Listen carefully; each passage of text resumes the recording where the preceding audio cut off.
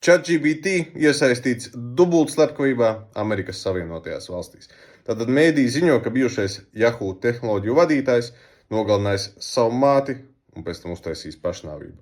Lai jūs saprastu, viņš nav kaut kāds jaunietis, viņš ir 56-gadīgs vīrietis, un pirms tam viņš ChatGPT pieminēja tādus vārdus kā būsim kopā citā dzīvē. Šeit neiet runa par to, ka mākslīgais intelekts ir kaut kādā veidā vainīgs pie tā visa, bet par to, ka viņš varēja varbūt to novērst. Viņš zināja, ka šeit ir kaut kāda tā garīga emocionāla krīze cilvēkam, un ja jau viņš arī šādus vārdus rakstīja, gan jau, ka tur vēl viss kaut ko interesantu, pēc kā to varētu nojaust. Līdz ar šo notikumu Amerikas Savienoto Valstu federālā tiesa OpenAI uzlika nosacījumus, ka viņiem pirmkārt vienmēr ir jāsaglabā šie čati, pat ja tu izdzēsīsi no interfeisa viņu, tas nenozīmē, ka viņš neuzglabājas datubāzē, un viņam ir jāuzglabājas mūžīgi. Nav tā, ka pat termiņu uzlikuši tur pāris gadus mūžīgi.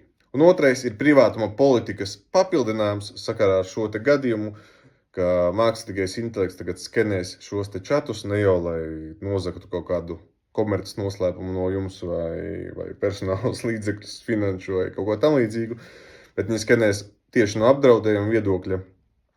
Ja kāds, teiksim, gribēs sevi apdraudēt kaut kādā veidā, liks saprast mākslīgiem intelektam, ka apdraudēs sevi vai arī apkārtējos, tad tiks automātiski ziņots policijai. Ko tu domā par šo visu? Vai tam bija jau jābūt iepriekš, vai tam vispār nevajadzētu būt, vai viss ir tā, kā tam ir jābūt?